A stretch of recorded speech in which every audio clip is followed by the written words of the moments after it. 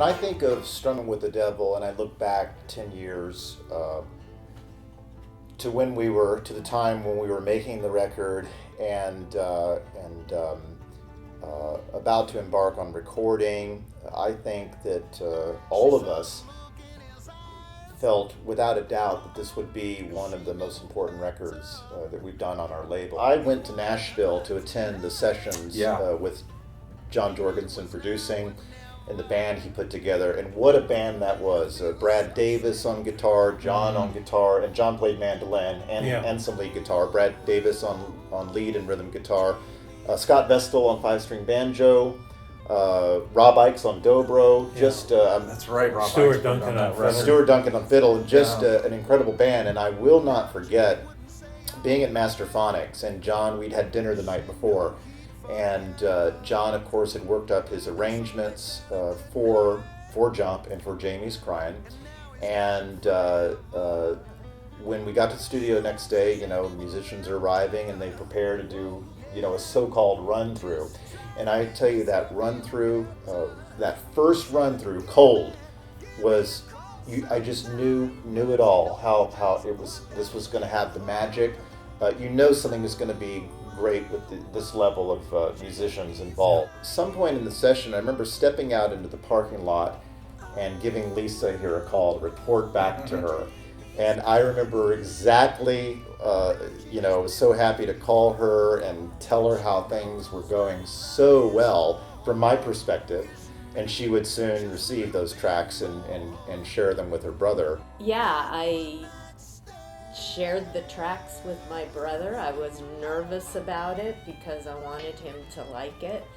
We got in the car, which is the best place to listen to music.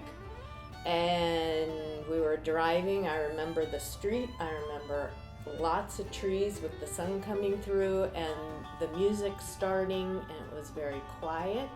And then the next song, Jamie's Crying, and it was very quiet. And I thought, was this a good thing or a bad thing? And then he pulled over the car and he started playing them again. And it was very emotional for him, number one, because of how beautiful the instrumentation was. And number two, the pride of how the music he and the band had recorded decades earlier translated so beautifully to another genre. And it was at that point that he got very excited and said, I would like to sing another song. So he did Jump and Jamie's Crying, not Dance the Night Away like like you wanted. Like I wanted, but yeah. So well, and how exciting that was for us to know how much he liked the tracks and actually. Well, they're undeniable. It's just so beautiful. Yeah. But again, that says something about their music. Mm-hmm. I'm